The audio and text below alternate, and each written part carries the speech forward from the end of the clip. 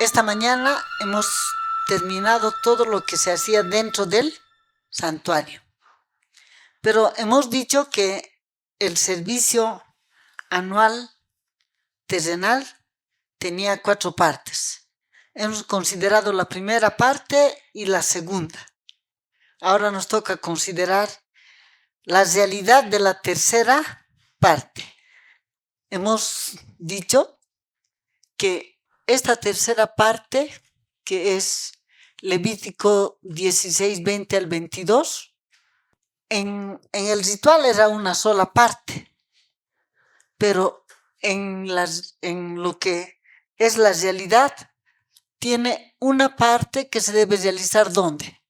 Dentro del lugar santísimo y antes de que Cristo salga del santuario. Y otra es fuera.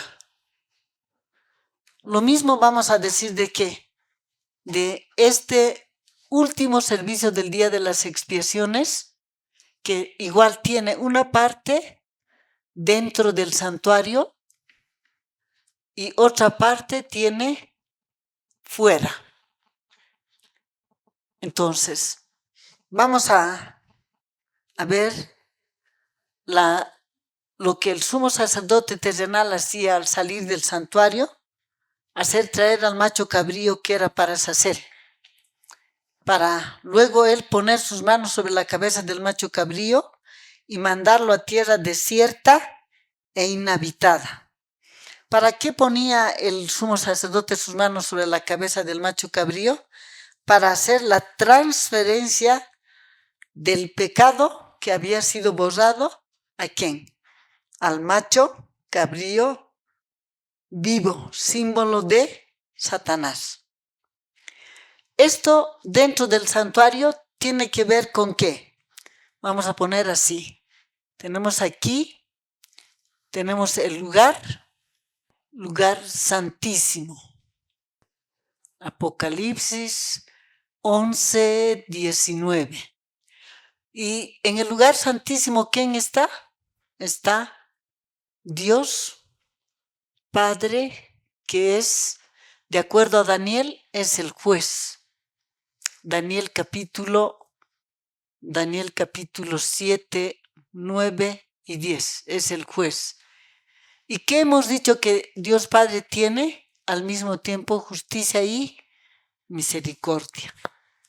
Y aquí vamos a poner, cuando vamos a hablar de la transferencia que hacía el sumo sacerdote al salir del santuario, aquí tiene que ver con los libros. ¿Qué tiene que ver? Este paso que hacía el sumo sacerdote en cuanto terminaba su trabajo y salía al atrio, hacer traer al macho cabrío, ¿era para qué? Para transferir sobre el macho cabrío los pecados que han sido borrados, colocados a la cuenta de Satanás. Eso tiene que ver con nuestros libros. Vamos a poner, porque aquí dice, el juez se sentó, ¿y qué dice? Y dice, los libros fueron abiertos. Entonces, ¿tiene que ver con qué? Con los libros. Y vamos a poner aquí nuestros libros. Vamos a poner libro de memoria de malas obras. Libro de memoria de buenas obras. Y otro libro que es el libro de la vida. Libro de la vida. Si nosotros queremos que se haga la transferencia de nuestro pecado, si queremos que Cristo transfiera nuestros pecados a la cuenta de Satanás, a este día, porque esto va a ocurrir en el juicio, ¿no? Ese es en el juicio. Aquí vamos a poner libro de la vida, está el nombre de la persona A, de la persona B, de la persona C, de la persona X, Y Z. Vamos a poner que este libro sea el libro de la persona A. Y también este es A. Aquí, ¿qué tiene? Sus pecados. Muy bien. Para que se pueda hacer aquello que Cristo, aquello que el sumo sacerdote hacía al salir del santuario, primero, para que nuestro pecado pueda ser transferido a la cuenta de Satanás, en el cielo tiene que haber una transferencia. Aquí está nuestro pecado. Y para que nuestro pecado pueda ser transferido a la cuenta de Satanás en el cielo, ¿cómo tenemos que llegar hasta este día? Una vez más, vamos a hablar de la importancia de cómo debemos llegar a ese día. Entonces aquí tiene que ver mucho lo que se llama el servicio diario. Y aquí tenemos que ver si Cristo presenta su justicia en el servicio diario, ¿qué se nos ha de conceder? Aceptación, así como dice Efesios capítulo 1, el verso 6. Si Cristo presenta su sangre,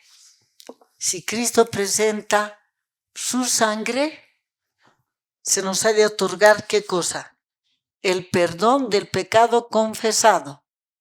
El perdón del pecado confesado, así como dice Efesios capítulo 1, el verso número 7. Efesios capítulo 1, el verso 7.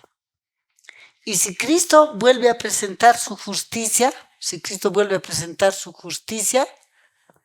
se nos da ¿qué cosa? Al Espíritu Santo como agente regenerador y habitante. Efesios capítulo 1, 13, 14. Si a este día hemos llegado aceptados, perdonados y Espíritu Santo habitando en nosotros, y en este libro de registro de memorias está la palabra aceptado, perdonado, y en este libro de memorias está registrado, vamos a poner, abandonos de la práctica del pecado y aprendiendo a obedecer voluntariamente. ¿Qué tiene que hacer Cristo en el servicio diario? Purificarlo con su sangre y perfumarlo con su justicia para que pueda ser aceptable a la vista de Dios. Si en la hora del juicio se encuentra, vamos a hablar de juicio de vivos, o también digamos vamos a ir al descanso antes de que llegue el juicio de vivos. ¿Cómo te debe encontrar el día de la muerte? ¿Cómo te debe encontrar? Aceptado, perdonado y Espíritu Santo habitando en ti. Es lo mismo. Es lo mismo. Supongamos que esta noche el Señor te llame a descansar. ¿Cómo tienes que ir al descanso? Aceptado, perdonado y Espíritu Santo habitando en ti. ¿Por qué? Porque luego tu caso va a pasar al caso de muertos. Y en el caso de muertos, ¿qué va a ser? Si está la palabra aceptado, perdonado, primero, en virtud hemos dicho que en virtud de la justicia de Cristo, el pecado, ¿qué va a ser? Nombre conservado en el libro de la vida. Y en virtud de la sangre de Cristo, ¿qué va a ser? Este pecado va a ser borrado. Va a ser borrado. Y va a quedar como si nunca hubiera pecado. Va a quedar blanco como la nieve. Así como dice Isaías capítulo 1, 18. Si vuestros pecados, venid, dijo Jehová, y estemos a cuenta. Si vuestros pecados fueren rojos como el carmesí, vendrán a ser como lana limpia. Si fueran como la grana, serán como blanca nieve. Pero es importante entender que cuando este registro sea borrado, ese pecado borrado no es que se va a disipar en el aire. Porque muchos, ¿qué hacemos? Leemos Isaías capítulo, vamos a ver, Isaías capítulo 44, 22. Isaías 44, 22. Dice, yo deshice como una nube tus rebeliones y como niebla tus pecados. Vuélvete a mí porque yo te redimí. O si nosotros leemos también de nuevo, de repente podemos leer Isaías capítulo 45. Vamos a ver, aquí dice, yo deshice como a niebla tus rebeliones. Y en Hebreos capítulo 16, Hebreos capítulo 10, Hebreos capítulo 10, el verso número 17, dice, y añade, nunca más me acordaré de tus pecados y transgresiones. ¿Leemos qué cosa? Isaías capítulo 44, 22, y leemos Hebreos capítulo 10, 17, dice, y añade, nunca más me acordaré de sus pecados y transgresiones. Entonces, ¿qué decimos? Dios se va a olvidar de nuestras transgresiones. Dios le va a dar amnesia. No, a Dios no le va a dar amnesia, ni se va a olvidar de sus transgresiones. Y tampoco, digamos, nuestro pecado se va a disipar como la niebla. No quiere decir eso. Sino, ¿qué quiere decir? Que en el cielo también hay ¿qué cosa? Otro libro, ¿de quién? De Satanás. ¿Qué es Satanás? Él es el autor del pecado. Él es el que tiende la red a nuestros pies. Entonces, cuando Dios borre estos pecados de aquí, estos pecados borrados van a ser transferidos a la cuenta de Satanás. ¿En qué hora? En la hora del juicio. Si esta transferencia, o sea, esta es ¿qué cosa? Esta es la primera transferencia. Cuando a nosotros nos hacen leer Miqueas capítulo número 7, el verso número 19.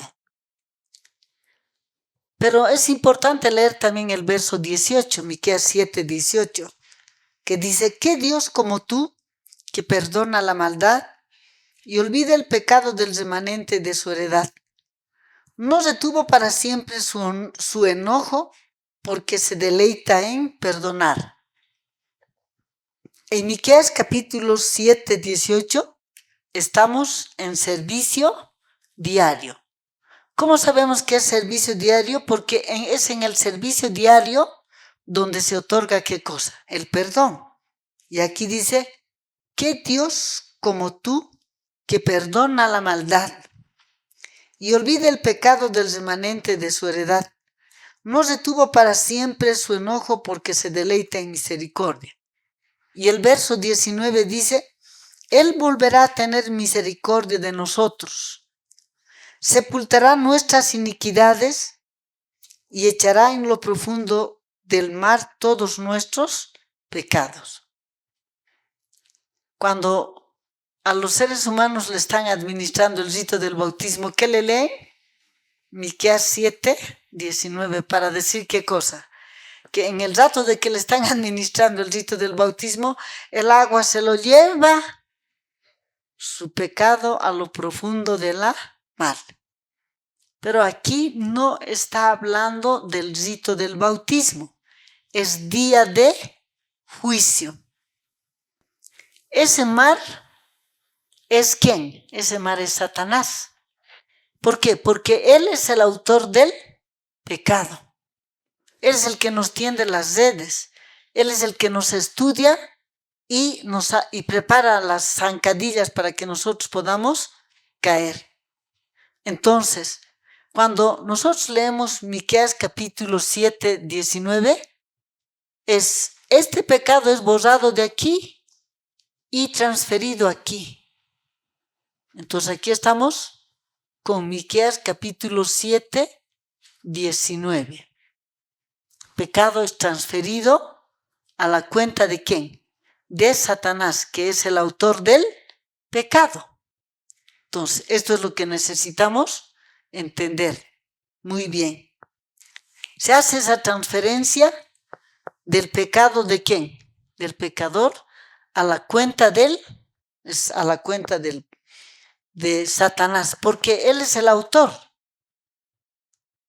En este libro, Primeros Escritos, en la página 294, en la página 294, el párrafo 2 dice: sobre Satanás y sus ángeles sufrieron largo tiempo.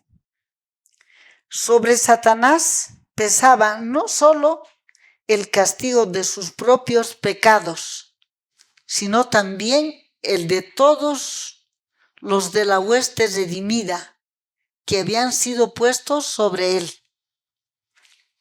¿Qué dice en los Primeros Escritos? Página 294, párrafo 2 y 295, párrafo 0. Satanás y sus ángeles sufrieron largo tiempo, esto es después de los 1000 años. Pero estamos leyendo esto por lo que dice a continuación. Sobre Satanás pesaba no solo el castigo de sus propios pecados, sino también el de todos los de la hueste redimida que habían sido puestos sobre él. ¿Dónde es puesto por primera vez los pecados del creyente? ¿Fuera del santuario? No, es dentro del santuario. Si tu pecado es borrado y ese pecado borrado es transferido a la cuenta de Satanás, en el día final él va a tener que pagar no solamente por su propio pecado, sino también por el pecado de todos aquellos a quienes él ha hecho pecar. Ya. Entonces, esta transferencia, ¿dónde tiene que hacerse? Mientras Cristo todavía está dentro del santuario y el rato que tome tu caso para examinarlo. ¿En qué momento? El rato que coja tu libro, ¿para qué? Para examinarlo. Es en ese momento. Entonces, esto tiene que ocurrir primero antes de que Cristo salga del santuario. Por ejemplo, cuando el Señor trató el caso de Abel, el primer caso en 1844, ¿qué habrá hecho el Señor? Los pecados borrados de Abel, ¿a dónde? A la cuenta de Satanás. Esto ocurre en el momento de que se examina el caso y en caso, o sea, ¿cuál es la condición para que esto pueda hacerse? De que a este día llegues como aceptado, perdonado y reteniendo al Espíritu Santo en ti como habitante. ahí se va a hacer la primera transferencia. Ya, eso va a ocurrir cuando Cristo está todavía dentro del santuario, en el lugar santísimo. Y eso es en el caso de cada persona que su caso sea examinado. Si se encuentra que esa persona ha llegado, aceptado, perdonado y ha conservado al Espíritu Santo como agente regenerador, ¿qué pasa? Como ha llegado, aceptado, su nombre es conservado ¿dónde? Nombre es conservado ¿dónde? En el libro de la vida. Pecados perdonados son borrados. Estos pecados borrados se transfieren a la cuenta de Satanás, que es el autor del pecado. Ya. Ahora, la segunda parte, vamos a decir, esta segunda parte, que es fuera del santuario, ¿cuándo va a ocurrir? Es importante que entendamos el lenguaje de Levítico 16, 22. Levítico 16, 22. Y aquel macho cabrío llevará sobre sí todas las iniquidades de ellos, a tierra desierta, a tierra inhabitada, y la dejará ir al macho cabrío por el desierto. Entonces, para que Cristo pueda hacer esta transferencia, hemos leído Levítico 16, 22. Para que Cristo pueda hacer esto, lo de afuera, la transferencia que hacía el sumo sacerdote. ¿Qué hacía el sumo sacerdote cuando salía del santuario? Hacía traer ¿a quién? Al macho cabrío vivo. ¿Y qué hacía? Colocaba sus manos sobre la cabeza del macho cabrío, lo confesaba sus pecados y lo mandaba ¿a dónde?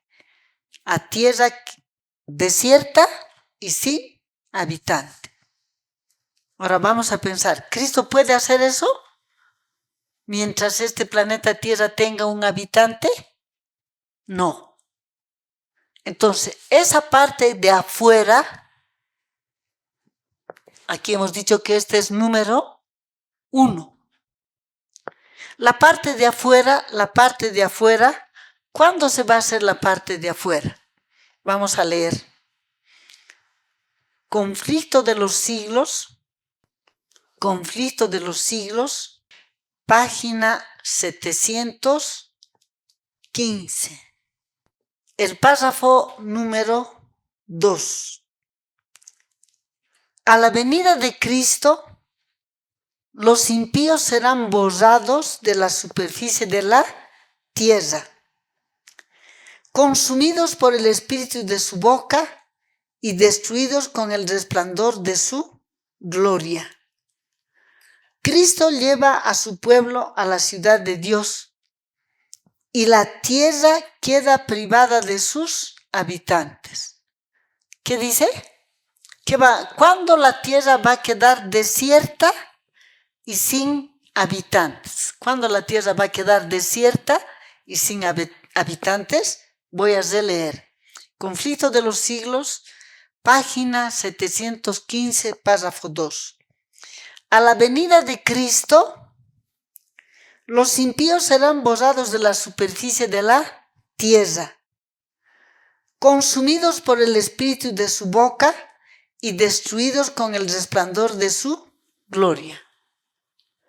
Cristo lleva a su pueblo a la ciudad de Dios y la tierra queda privada de sus habitantes. ¿Cuándo va a ocurrir eso? ¿Cuándo la tierra va a quedar desierta y sin habitantes? O sea, si nosotros ponemos aquí así, en el juicio de vivos, mientras Cristo está dentro del santuario, ¿qué debe haber? Juicio de vivos, ¿qué debe haber? ¿Qué debe haber? El borrar de pecados y la transferencia ¿dónde? A la cuenta de Satanás. Aquí debe haber ¿qué cosa? Borrar pecados y transferido ¿a dónde? A la cuenta de Satanás. Aquí yo voy a anotar, este no es Mateo, este es Miqueas. Este es Miqueas, capítulo 7, verso 19. Si esta transferencia se ha hecho en el juicio de vivos o en el caso de los muertos, el que salga aprobado en el juicio de vivos, ¿qué va a dar? Va a dar el fuerte pregón, Apocalipsis 18, 1 al 5. Luego, fin de la obra intercesora de Cristo, Apocalipsis capítulo 22, 11. Después, ¿qué está? Apocalipsis capítulo 16, 1 al 21, las plagas. ¿Y qué tenemos? Segunda venida de Cristo. Segunda venida de Cristo. En ocasión de la segunda venida de Cristo, ¿cuántas clases de personas van a haber? Van a haber dos clases de personas. Uno, que su pecado fue perdonado en el servicio diario. Y cuando llegó el día de juicio, ¿qué pasó? Su pecado perdonado fue borrado. Y cuando Cristo viene, ¿qué va a hacer? Lo va a hacer de corruptible en incorruptible. ¿Para qué? Para llevar a su pueblo ¿a dónde? Para emprender el viaje ¿a dónde? Al encuentro ¿con quién? Con Cristo y con el Padre. Porque Cristo no va a venir solo. Él va a venir ¿con quién? Con Dios Padre. Entonces, es transformado de corruptible en incorruptible y emprende el viaje al tercer cielo. Pero vamos a poner, este es otro. Este no hizo su servicio diario, no llegó hasta el juicio ni aceptado ni perdonado. Sus pecados no fueron borrados, aquí están en su memoria intactos, está intacto en su memoria. Y cuando Cristo viene, ¿qué pasa? Conflicto de los siglos, página 715, párrafo 2. Este va a quedar como ¿qué? Como estiércol. Jeremías 25, 33. ¿Cómo queda la tierra? Privada, sin habitantes. ¿Cuántos habitantes va a haber? Ni uno. Esta tierra va a quedar uno sin habitantes. Va a quedar sin habitantes. ¿Qué más tiene que ser? Dos, tiene que ser tierra desierta. Vamos a continuar la página 715 del libro Conflicto de los Siglos. Dice: he aquí que Jehová vaciará la tierra y la dejará desierta. ¿Y cuál vaso la volverá boca abajo y dispersará sus habitantes? La tierra será enteramente vaciada, completamente saqueada, porque Jehová ha hablado esta palabra. Porque traspasaron la ley, cambiaron el estatuto y quebrantaron el pacto eterno. Por tanto, la maldición ha devorado la tierra y los que habitan en ella son culpables, por tanto son abrasados los habitantes de la tierra. ¿Cómo va a quedar la tierra? Desierta. Párrafo 3 de la 715.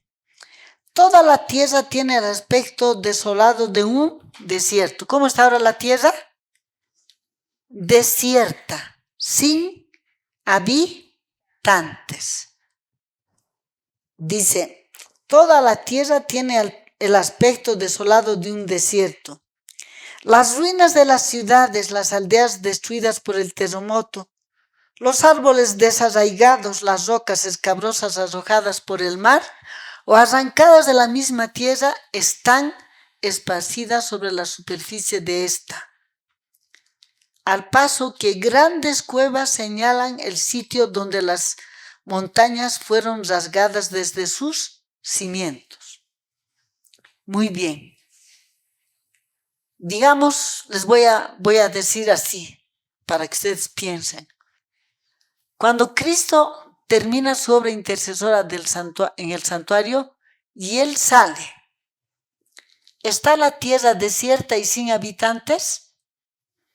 ¿Puede Él hacer la transferencia aquí? ¿A dónde era enviado el macho cabrío? A tierra desierta y sin habitantes. ¿Cuándo va a quedar la tierra así? ¿Cuándo va a quedar la tierra así? Cuando Cristo venga por segunda vez. Mateo capítulo 24, 30, 31. Ahí es que va a quedar la tierra como sin habitantes y desierta. Y los que llegaron, sea que lleguen vivos, sea que sean resucitados, ¿qué van a hacer? Van a ir al encuentro con Cristo y con el Padre y emprender viaje ¿a dónde? A la Jerusalén la celestial. Y al terminar el séptimo día y al empezar nuevamente otra semana, ¿dónde se va a entrar? En el octavo día, ¿dónde vamos a entrar? Jerusalén la celestial. Ahora vamos a leer qué dice Conflicto de los Siglos, página 716, párrafo 1. Ahora se realiza el acontecimiento predicho por el último solemne servicio del día de las expiaciones. Una vez terminado el servicio que se cumplía en el lugar santísimo, cuando los pecados de Israel habían sido quitados del santuario por virtud de la sangre del sacrificio por el pecado, entonces el macho cabrío emisario era ofrecido vivo ante el Señor. Y en presencia de toda la congregación, el sumo sacerdote confesaba sobre él todas las iniquidades de los hijos de Israel y todas sus transgresiones a causa de todos sus pecados, cargándolos así sobre la cabeza del macho cabrío. Asimismo, cuando el servicio de propiciación haya terminado en el santuario celestial, entonces en presencia de Dios, de los santos ángeles y de la hueste de redimidos, les pregunto, hermanos, aunque no me contesten, pero cuando Cristo sale del santuario, termina su obra intercesora, ¿estamos en la presencia del Padre? ¿Estamos en la presencia de los ángeles? No. ¿Cuándo vamos a estar? Cuando Él aparezca por segunda vez en las nubes de los cielos. Cuando se emprenda viaje al tercer cielo. Cuando se emprenda viaje al tercer cielo y se entre en la ciudad celestial, Jerusalén la celestial, ¿quién va a estar ahí? Aunque cuando se va a ascender así, se va a ir al encuentro ¿con quién? Con Cristo y el Padre. Pero es allá cuando se va a hacer eso. Dice así: entonces en presencia de Dios, el Padre, y de los santos ángeles, y de la hueste de redimidos. ¿Quiénes están? Está el Padre, está Cristo, están los ángeles y está la hueste de redimidos. Los pecados del pueblo de Dios serán puestos sobre Satanás. ¿Qué pecados? ¿Qué pecados van a ser puestos?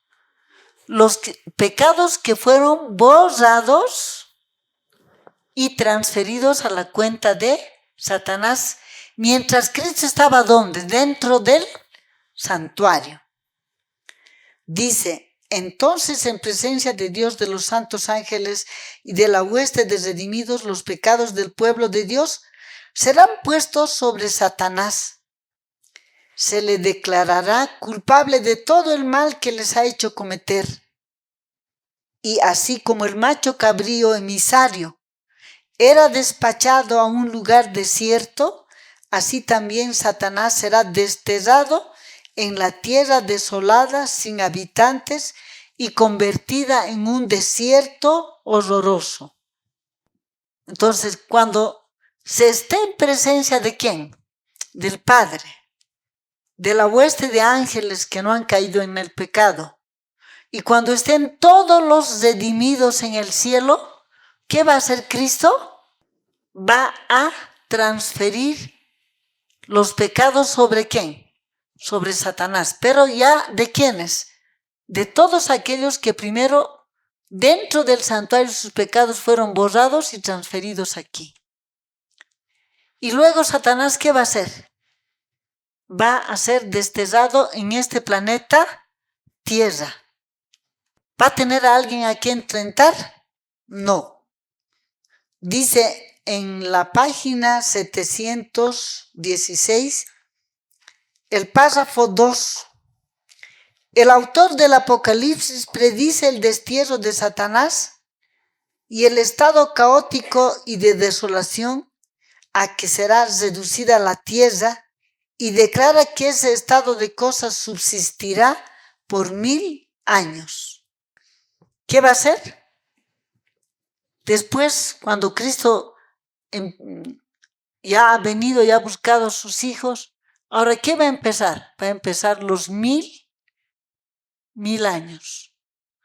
Y en estos 1000 años, ¿quién se va a quedar aquí? Satanás. Desterrado. Satanás y su hueste. Aquí se van a quedar Satanás y su hueste. ¿Por espacio de qué? De 1000 años. Contemplando todo lo que él ha hecho. Dice en la página 717, párrafo 1, aquí es donde con sus malos ángeles Satanás hará su morada durante 1000 años. Limitado a la tierra, no podrá ir a otros mundos para tentar e incomodar a los que nunca cayeron. En este sentido es como está atado. No queda nadie en quien pueda ejercer su poder. Le es del todo imposible seguir en la obra de engaño y ruina que por tantos siglos fue su único deleite. Entonces, cuando el Señor haga esta transferencia en el cielo, ¿qué va a hacer? Aquí se va a cumplir ¿qué cosa? Apocalipsis capítulo 20, 1 al 3. Ahora, ¿literalmente va a estar Satanás amarrado con cadenas? No. No son cadenas literales. No va a haber ¿quién? No va a haber ningún ser humano a quien él pueda tentar. No van a haber animales. No va a haber plantas. ¿Por qué no va a haber animales, plantas? ¿Por qué? Porque cuando Cristo viene por segunda vez, cuando Él viene por segunda vez, ¿qué es lo que va a hacer? Apocalipsis capítulo 6, 14. Va a quitar la capa atmosférica. ¿Y quién va a poder vivir? No va a poder vivir nadie. Si no hay capa atmosférica, ¿qué planta va a poder subsistir? ¿Qué humano va a poder subsistir siquiera un día más? No va a poder subsistir nadie. Entonces, Satanás va a ser desterrado ¿a dónde? A tierra desierta y sin habitantes. Se va a cumplir lo que está dicho por Levítico capítulo 16, 20 al 22. Muy bien. Ahora nos toca ¿qué cosa? Analizar en el archo mismo Levítico 16, 24. ¿Qué hacía traer el sumo sacerdote? El carnero que era para la reconciliación de su pecado y el carnero que era para la reconciliación del pecado del pueblo, para que el pueblo sea reconciliado. Voy a leer en el libro de Levítico 16, 24. Levítico 16, 24. Lavará luego su carne con agua en el lugar del santuario, y después de ponerse vestidos, sus vestidos saldrá y hará su holocausto y el holocausto del pueblo. Y hará la reconciliación por sí y por el pueblo. ¿Qué va a hacer? La reconciliación. ¿Con qué lo hacía? Con el carnero. Entonces ahora vamos a qué. Aquí, esto era qué cosa? Este era el número 3. Este es el número 3. Ahora nos toca qué cosa? El punto número 4, que también tiene ¿dónde? Que tiene una parte que se debe hacer dentro del santuario y otra que debe hacerse fuera. Cuando vamos a pensar, dice reconciliación. ¿Para qué se sacrificaba el carnero? Para reconciliación. ¿Para qué se sacrificaba el carnero? Para reconciliación. Pero ahora tenemos que pensar lo siguiente. Vamos a leer en el libro de Segunda de Corintios, capítulo número 5. Segunda de Corintios, capítulo 5, el verso número 19. Dice, vamos a leer el verso 18 también, 18, 19. Dice así: y todo lo que proviene de Dios, quien nos reconcilió consigo mismo por Cristo y nos dio el ministerio de la reconciliación. Estamos leyendo Segunda de Corintios 5, del 18 al 19, vamos a leer. Hemos leído el 18, donde dice, nos dio el ministerio de la reconciliación. Verso 20. Así que somos embajadores en el nombre de Cristo, como si Dios rogase por medio de nosotros, os rogamos en el nombre de Cristo, reconciliaos con Dios. Perdón, me he saltado el verso 19. Que Dios estaba en Cristo, dice que Dios estaba ¿qué? En Cristo reconciliando consigo al mundo, no tomándoles en cuenta a los hombres sus pecados. Y nos encargó a nosotros la palabra de la reconciliación. Voy a releer de nuevo verso 19, primera parte. Que Dios estaba en Cristo reconciliando consigo al mundo. Vamos a pensar. Vamos a poner aquí la ley, un requerimiento de la ley. Podemos poner también Romanos 2:13, pero vamos a poner el tercer requerimiento. Primera de Pedro, capítulo 1, el verso número 15 y el verso número 16. Y al otro lado vamos a poner, ¿qué cosa? Romanos 6, 23. Muy bien. Para que nosotros podamos estar reconciliados con Dios, ¿qué necesitamos ser? Primera de Pedro 1, 15, 16. ¿Qué necesitamos ser? Sin mancha. Aquí necesitamos ser sin mancha. ¿Sin mancha de qué? Sin mancha de pecado. Sin mancha de pecado. Pero nosotros, ¿qué estamos? Vamos a analizar. ¿Qué estamos nosotros? Vamos a poner aquí. Nosotros, ¿cómo estamos? Ya. Así, digamos, no nos guste mucho, pero Dios en su palabra, ¿qué dice? ¿Qué dice en su palabra? Si leemos Deuteronomio capítulo 32, el verso 6, ¿qué dice? ¿Qué dice? Generación torcida y perversa. ¿Qué dice? ¿Qué somos? Generación torcida y perversa. ¿Qué dice Isaías capítulo 1, 4? Hijos depravados. ¿Qué dijo el Señor Jesús? ¿Hasta cuándo les tengo que soportar? ¿Hasta cuándo les tengo que soportar? Generación incrédula y perversa. Ya, ¿cómo somos? Vamos a anotar Deuteronomio capítulo 32, el verso número 5 y 6. Isaías capítulo 1, el verso 4 y Mateo capítulo 17.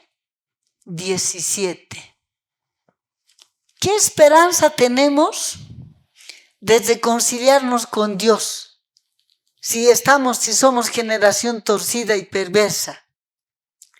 Si somos depravados, si nuestra inclinación es de continuo hacer el mal, ¿qué esperanza tenemos? ¿Cuál es nuestra esperanza? Mirándonos a nosotros mismos, no hay ninguna esperanza.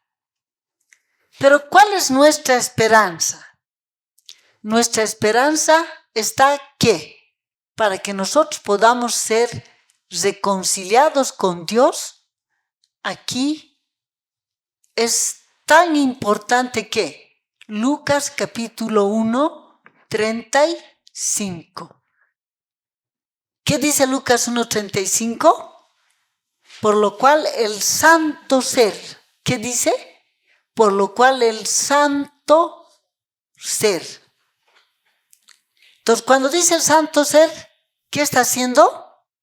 Este requerimiento, esto que Cristo tiene, ¿satisface o no satisface la demanda de Primera de Pedro 1, 15 y 16? Sí, satisface. Sí, satisface. En el juicio, ¿qué tiene que hacer? El juicio demanda que seamos sin mancha de pecado para poder estar en paz con Dios. Pero no estamos. En nosotros mismos estamos manchados y contaminados con el pecado. Y así nos se ha dado el Espíritu Santo. El Espíritu Santo no erradica nuestra naturaleza. ¿Qué va a hacer el Espíritu Santo en caso de que nos sea dado? ¿Qué va a hacer esto? Lo va a mitigar, pero no lo va a erradicar. Y la demanda no es mitigado o es mitigado. ¿Cuál es la demanda? Que sea 100%, ¿qué cosa? Sin mancha. Aquí no estamos hablando de obediente. ¿De qué estamos hablando? De naturaleza, que se demanda que seamos sin mancha. Para que nosotros podamos estar reconciliados con Dios, deberíamos de ser sin mancha de pecado. Y no lo somos. Entonces, ¿cuál es nuestra esperanza? Nuestra esperanza está en que uno fue engendrado sin mancha de pecado y se mantuvo sin mancha de pecado. Primera de Pedro 2, 22. Se mantuvo sin mancha de pecado. Entonces, en la hora del juicio, ¿qué necesitamos? Que Cristo ¿qué haga? Presente esto ante la ley y ante ¿quién? Ante el juez. ¿El juez qué tiene? ¿Qué tiene este juez? Tiene misericordia. ¿Qué va a hacer su misericordia? Va a aceptar. En la hora del juicio, ¿qué va a hacer el juez? ¿Qué va a aceptar? ¿Qué va a aceptar? Lucas 1, 35. Y 2, ¿qué te va a declarar? 2, te va a declarar, ya, aquí es importante, te va a declarar sin mancha. Te va a declarar como santo. ¿En quién? Te va a declarar santo en Cristo. Vamos a leer. Efesios capítulo 1, el verso número 1. Efesios 1:1. Pablo, apóstol de Jesucristo, por la voluntad de Dios, a los santos y fieles en Cristo Jesús que están en Éfeso. ¿Qué eran los Éfesos en sí mismos? ¿Qué eran los Éfesos? ¿Qué eran los Éfesos? Generación torcida y perversa. ¿Qué eran? Depravados. ¿Qué eran? Incrédulos, perversos. Cuando ellos aceptaron que eran esto, ¿de qué tuvieron necesidad los Éfesos? De Lucas 1:35. ¿Y de qué más? De la misericordia de Dios Padre, que aceptó qué cosa y les declaró qué cosa. ¿Santos en quién? En Cristo. Entonces, para nosotros poder ser reconciliados, por eso 2 de Corintios 5:19 dice que Dios estaba en Cristo reconciliando consigo al mundo. ¿En quién está Dios reconciliando? ¿En el pecador? No. ¿En quién? Es en Cristo. Entonces, en Cristo, ¿qué te va a declarar Dios en el juicio? ¿Qué te va a declarar? Santo para siempre. Aunque todavía estés, ¿qué cosa? Aunque todavía estés, ¿qué? Manchado y contaminado por el pecado. Mitigado, pero no erradicado. Mitigado, pero no erradicado. Tenemos que entender. Entonces, cuando Cristo viene por segunda vez, ahora se va a realizar lo que hacía el sacerdote, sumo sacerdote. ¿Qué hacía el sumo sacerdote? Hacía traer ¿a quién? Al carnero para la reconciliación. Cuando él ya estaba ¿dónde? Fuera. Hacía traer al carnero que era para la reconciliación. Ahora, cuando Cristo viene, entonces vamos a anotar aquí así. Esto tiene que ser como primero. Estando nosotros todavía como con la mancha del pecado. Ahora, cuando ya el Padre ha hecho esa declaración santo para siempre, cuando Cristo viene por segunda vez, ¿qué se va a cumplir? Primera de Corintios 15, 51 al 53. Vamos a leer. Primera de Corintios 15, 51 al 53. He aquí os digo un misterio, no todos dormiremos, pero todos seremos transformados. Dice, todos seremos transformados. En un abrir y cerrar de ojos, a la final trompeta, porque se tocará la trompeta, los muertos serán resucitados incorruptibles y nosotros seremos transformados. Porque es necesario que esto corruptible se vista de incorrupción y esto mortal se vista de inmortalidad. ¿Qué se va a cumplir? Esta declaración que se ha hecho en el cielo, santo para siempre, ahora aquí se va a hacer realidad ¿en quién? ¿En quién se va a hacer realidad? En tu persona, si hasta el juicio llegas, ¿cómo? Llegas, ¿qué cosa? Aceptado, perdonado, reteniendo en ti al Espíritu Santo y entendiendo que para que se erradique de ti tu naturaleza pecaminosa, ¿qué se necesita? Que seas sin mancha de pecado. Pero no eres sin mancha de pecado. Estás manchado. Tu esperanza no es lo que el Espíritu Santo está haciendo en ti, sino es lo que Cristo es. ¿Qué es Cristo como hombre? Santo. No tiene mancha de pecado. No tiene mancha de pecado. ¿Qué va a hacer el Padre? Va a aceptar Lucas 1:35 en la hora del juicio. ¿Y qué va a hacer? Te va a declarar santo para siempre. Y cuando Cristo venga por segunda vez, esta declaración que se ha hecho santo para siempre, y que aquí, ¿cómo estabas caminando? Vamos a poner de nuevo aquí, Espíritu Santo habitante. ¿Qué te dio el Espíritu Santo?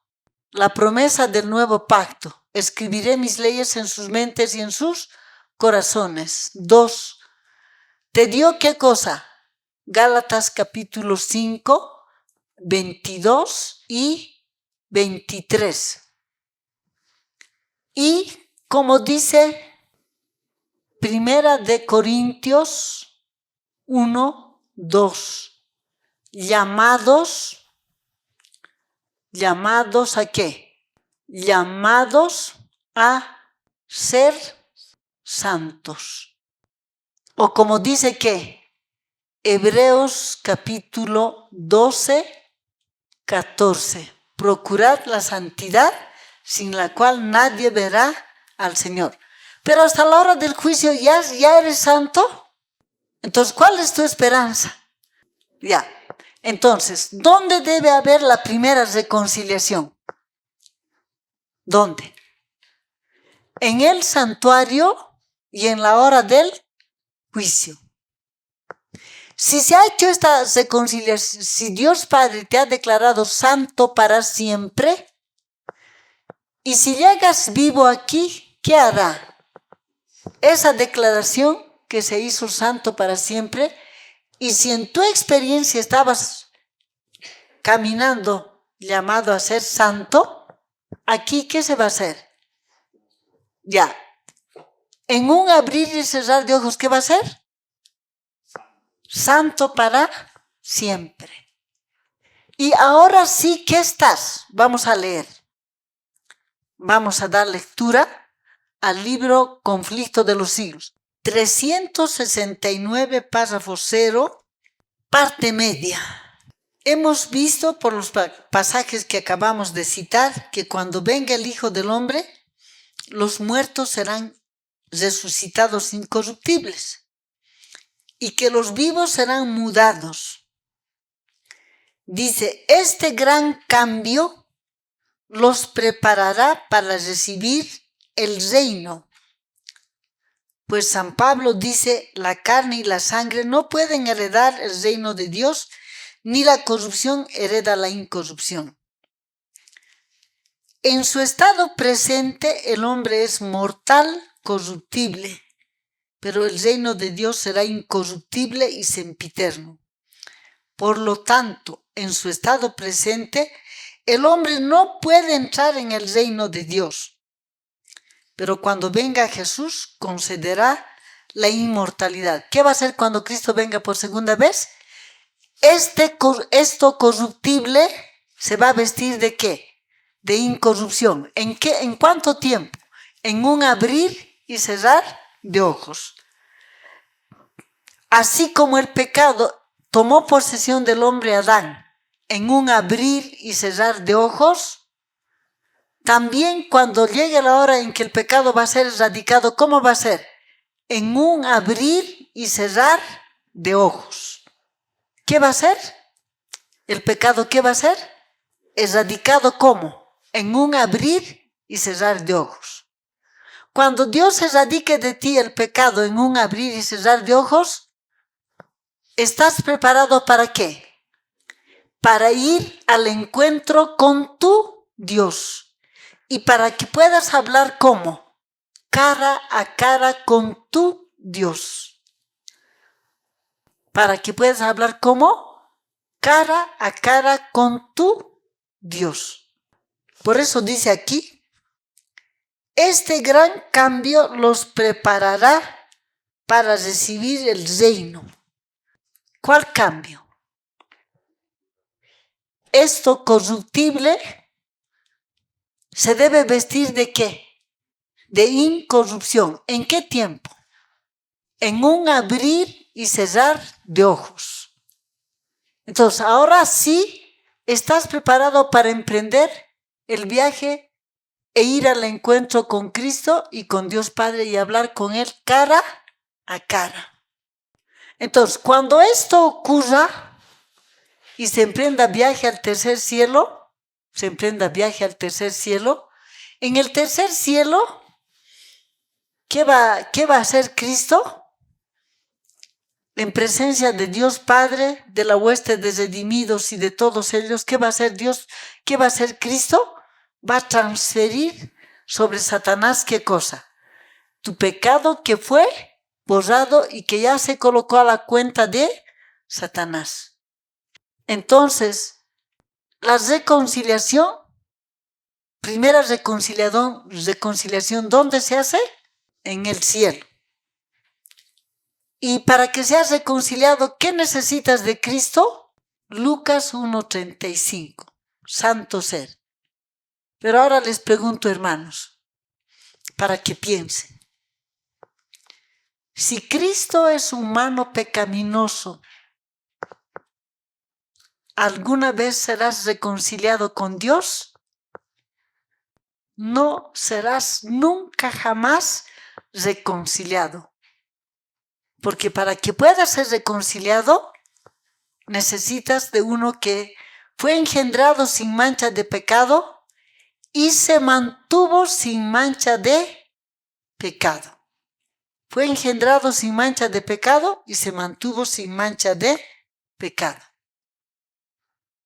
Pero si Cristo es humano pecaminoso, no tienes esperanza de ser reconciliado. Entonces, hermanos, ¿hay esperanza si aceptamos que Cristo es humano pecaminoso?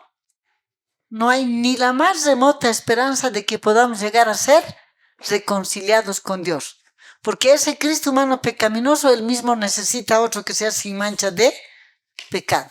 Entonces, todo esto Cristo va a hacer ¿en qué? En calidad de mediador. ¿Qué hacía el sumo sacerdote? En calidad de mediador, ¿qué hacía? Tomaba los pecados del pueblo sobre sí y los sacaba fuera. Y hacía traer ¿qué cosa? Al segundo macho cabrío vivo. Colocaba los pecados sobre el macho cabrío y los mandaba ¿a dónde? A tierra desierta y sin habitantes. Luego, ¿qué hacía? En calidad de mediador, ¿qué trabajo todavía tenía? Hacer traer ¿qué cosa? Al carnero para él y carnero para el pueblo. ¿Para qué? Para que haga la reconciliación. Cuando va a hacer la reconciliación, ¿qué va a terminar? Va a terminar su trabajo de mediador. ¿Hasta dónde va a llegar Cristo como mediador? Hasta que haga la transferencia del pecado sobre Satanás. Y ese es un trabajo que va a hacer en el cielo. Ahí habrá terminado su trabajo ¿de qué? Mediador. Ahora, ¿para quiénes nunca va a ser mediador? A ver, digamos que aceptan que Cristo es humano pecaminoso. ¿Tienen mediador? No. ¿No aceptan la amonestación del testigo fiel? ¿Tienen mediador? No. No tienen mediador ni ahora, ni mañana, ni nunca. Entonces, cuando Cristo salga del santuario, ¿Ya no va a ser más mediador? Va a seguir siendo mediador, pero ¿para quién?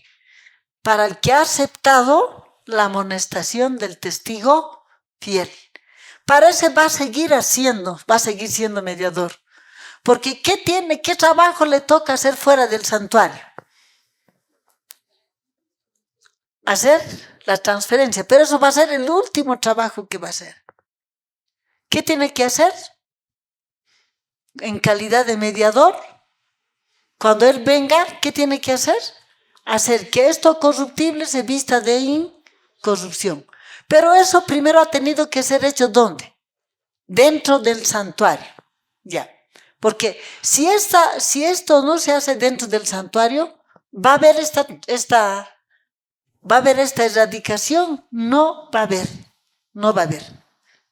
Entonces, esto es lo que Dios quiere que debamos de entender. Si entendemos y aplicamos a nuestra vida, bienaventurados somos. Bienaventurados somos. Esto es lo que necesitamos entender. Y esto es lo que no queremos entender. Muy bien. ¿Hasta cuándo Cristo va a ser mediador y va a hacer la transferencia aquí en la tierra? Después de que venga por segunda vez. Y para que se haga esa transferencia, ¿qué dos condiciones tiene que tener la tierra? Sin habitante y desierta. ¿A dónde era llevado el macho cabrío vivo? A tierra desierta y sin habitante. Cuando Cristo salga del santuario, ¿ya no hay más habitantes en este planeta Tierra? Hay todavía. Todavía falta que caigan las plagas. Y aunque caigan las 7 plagas, ¿van a ser exterminados con las 7 plagas todos los impíos? No. ¿Qué dice el conflicto de los siglos? Que a la venida de Cristo, los impíos serán borrados de la superficie de la tierra. Y Cristo lleva a su pueblo ¿a dónde? A la ciudad celestial. Entonces es importante que entendamos esto. Muy bien. ¿Tienen alguna pregunta que hacer? Es que en la hora, todo eso es dentro del santuario. Es en la hora del juicio. Es en la hora del juicio. Ahora, primero, ¿qué va a hacer? Primero no va a ser esto. Primero es esto. O sea, primero es lo de dentro, esto. Para que seas reconciliado con Dios, ¿cuál es la condición? Sed santos como yo soy santo. ¿Somos santos? No. ¿Quién es el santo? La Escritura, ¿de quién únicamente habla de santo? Solamente de uno, de Cristo como hombre. ¿Qué dice la Escritura? Que Él no hizo pecado, se mantuvo santo. ¿Para quién se mantuvo santo? Para ti. En el juicio, para que puedas ser reconciliado definitivamente con Dios, la demanda es que seas santo. No somos todavía santos. Estamos llamados a ser santos.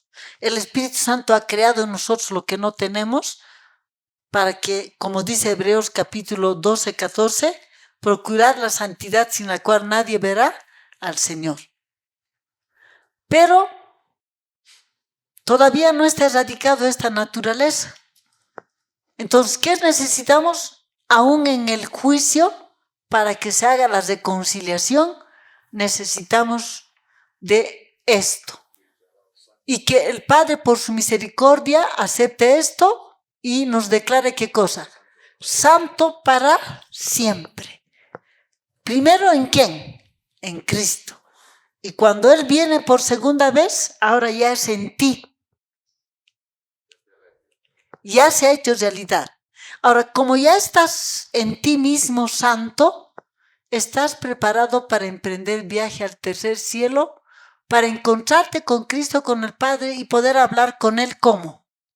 Cara a cara. Ya no hay más nada que te impida mirarle al Señor. No hay nada más. Ya estás en ti mismo como santo. Ya puedes hablar con Dios cara a cara. Ya no hay más mancha de pecado. Entonces ahora sí estamos como reconciliados con Dios en nosotros mismos.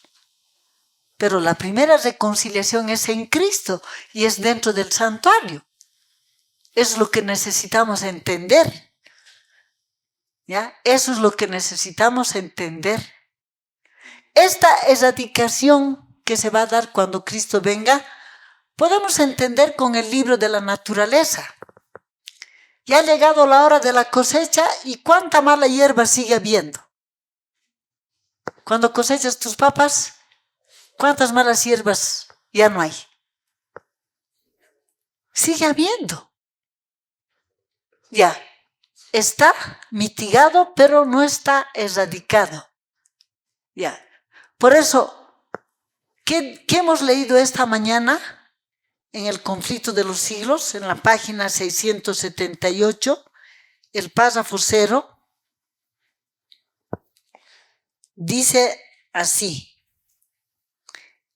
pero por muy profundo que sea el sentimiento que tiene de su indignidad, o sea, el verdadero cristiano no va a decir soy sin pecado. No va a salir de su boca. Vamos a leer una vez más. Mensajes Selectos 1, página 369. Dice el párrafo número 1. Nunca debemos descansar satisfechos de nuestra condición y cesar de progresar diciendo estoy salvado. Cuando se fomenta esta idea, cesan de existir los motivos para velar, orar, para realizar fervientes esfuerzos a fin de avanzar hacia logros más elevados. Dice, ninguna lengua santificada pronunciará estas palabras hasta que Cristo venga y entremos por las puertas de la ciudad de Dios. Entonces, con plena razón, podremos dar gloria a Dios y al Cordero por la liberación eterna. Mientras el hombre esté lleno de debilidades, pues por sí mismo no puede salvar su alma, nunca debería atreverse a decir, soy salvo. Nunca deberíamos de atrevernos a decir qué cosa, ya tengo carácter perfecto. ¿Qué hemos leído en el comentario bíblico 7a? En la página 346, columna 1, párrafo 2. La fe de los hombres en Cristo como Mesías no debía descansar sobre evidencias externas. No había de creer en él debido a sus atractivos personales, sino debido a la excelencia de carácter que hallarán en él. Carácter que nunca habían encontrado ni podrían encontrar en otro. ¿En quién nomás hay excelencia de carácter? ¿Y cuál es nuestra esperanza en la hora del juicio para ser aprobados? Esa excelencia de carácter de Cristo, que no lo vamos a poder encontrar en nosotros. Porque nosotros, ¿qué podemos ser? Por ahí podemos ser así, ¿no? Como dice aquí en este Desea a todas las gentes, dice en la página 53, dice, Jesús no rehuyó los cuidados y la responsabilidad como los rehuyen muchos que profesan seguirle. Y debido a que tratan de eludir esta disciplina, muchos son débiles y faltos de eficiencia. Tal vez posean rasgos preciosos y amables, pero son cobardes y casi inútiles cuando se han de arrostrar dificultades y superar obstáculos. Puedes ser así. Voy a leer Conflicto de los Siglos en la página 563, el párrafo número 2, Conflicto de los Siglos, página 563, párrafo 2.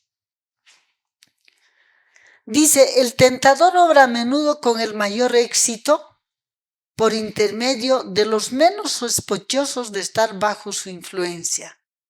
Se admira y honra a las personas de talento y de educación como si estas cualidades pudiesen suplir la falta del temor de Dios o hacernos dignos de su favor. Considerados en sí mismos, el talento y la cultura son dones de Dios, pero cuando se emplean para sustituir la piedad, cuando en lugar de atraer el alma a Dios la alejan de Él, entonces se convierten en una maldición y un lazo. Es opinión común que todo lo que parece amable, ¿no? Suavito, con una voz suave: hola hermanito, ¿cómo estás? ¿No? Así, ¿no? Dice aquí, es opinión común que todo lo que parece amable y refinado debe ser en cierto sentido cristiano. No hubo nunca error más grande. Cierto es que la amabilidad y refinamiento deberían adornar el carácter del cristiano, pero no somos pues amables. Y no vamos a estar hablando suavito: hola hermanita. Cierto es que la amabilidad y el refinamiento deberían de adornar el carácter de todo cristiano, pues ambos ejercerían poderosa influencia en favor de la verdadera religión. Pero deben ser consagrados a Dios, o de lo contrario son también una fuerza para el mal.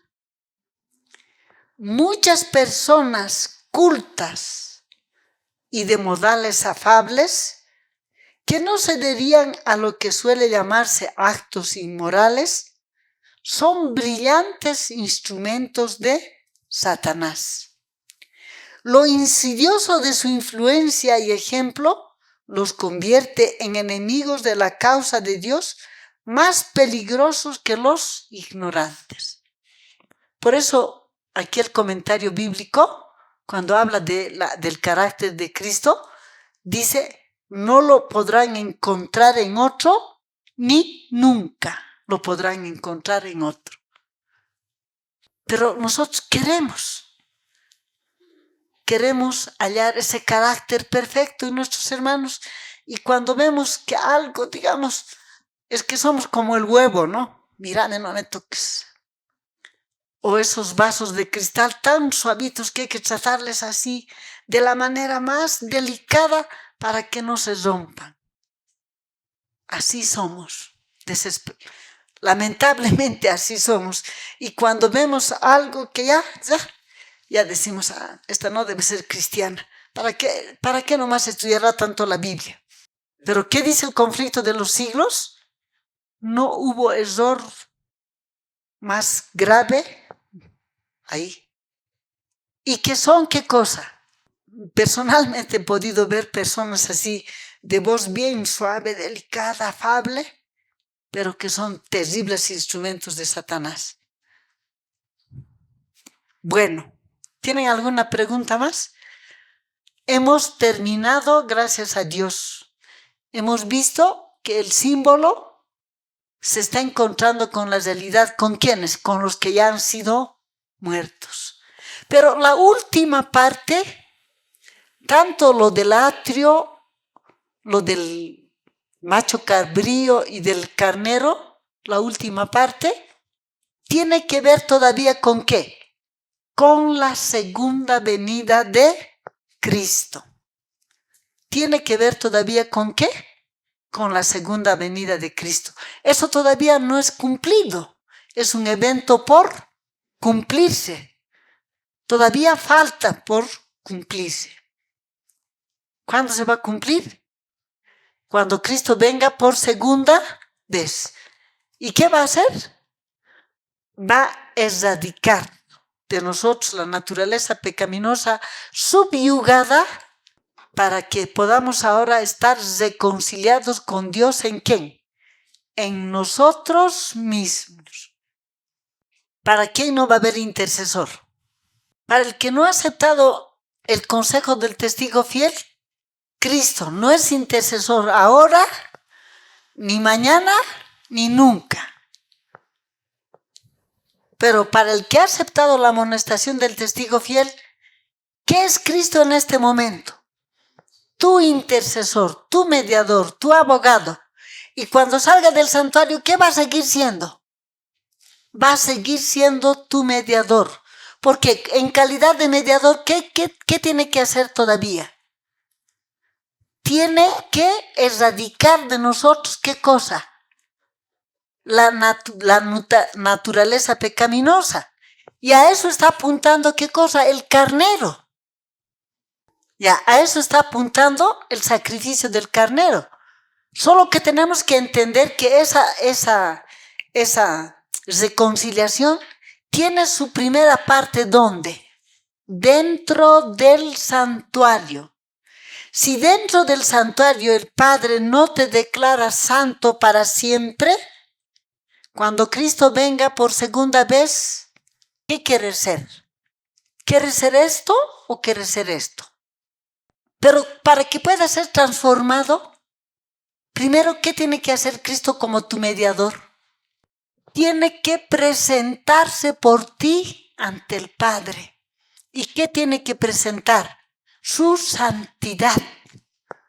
¿Y el Padre qué tiene que declararte? Santo para siempre. Si en el santuario no eres declarado santo para siempre, cuando Cristo venga por segunda vez, puedes mirar desde ahora, ¿qué cosa? ¿Quieres ser estiércol? ¿Cómo es? Habla. No. Entonces, ¿qué necesitamos? ¿Qué necesitas tú que yo necesito? Lucas 1:35. Primera de Pedro 2:22. Necesitamos de la misericordia de Dios Padre, que Dios Padre en la hora del juicio acepta ¿qué cosa? Lucas 1:35, y nos declare santos para siempre. ¿En quién? Es todavía en Cristo. ¿No dice Romanos 2 de Corintios 5:19? Que Dios estaba reconciliando al mundo ¿en quién? En Cristo. Aquí, ¿qué nos ha faltado anotar? 2 de Corintios 5:19. Cuando Cristo salga del santuario, ¿ya no vas a tener más intercesor?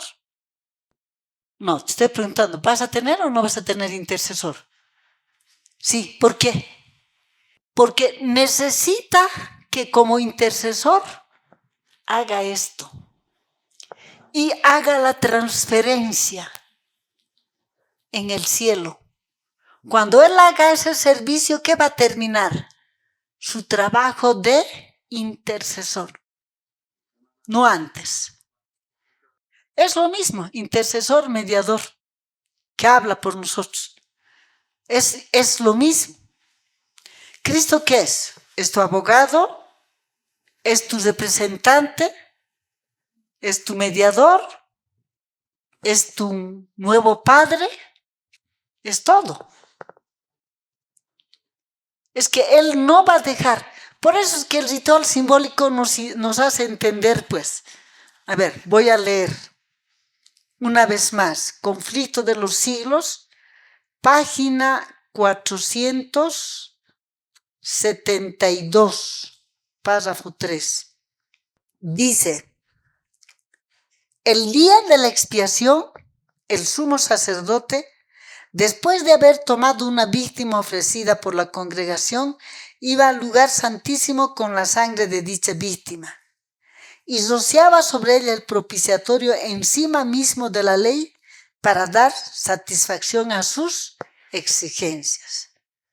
Dice, luego en calidad de mediador. ¿En calidad de qué? Mediador. ¿Qué hace el mediador? Intercede entre una persona y otra que están en conflicto. Tomaba los pecados sobre sí y los llevaba fuera del santuario.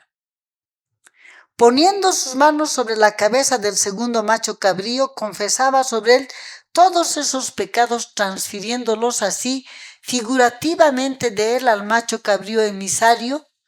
Este los llevaba luego lejos y se los consideraba como si estuviesen para siempre quitados y echados lejos del pueblo. ¿En calidad de qué está haciendo este trabajo? ¿De mediador o intercesor o abogado? Por eso, ¿para quiénes Cristo no es intercesor? Ha escuchado pero no ha querido aceptar. Una cosa es que no escuchó, no aceptó, no quiso aceptar la amonestación del testigo fiel. Para este Cristo, ¿en qué momento ha sido mediador?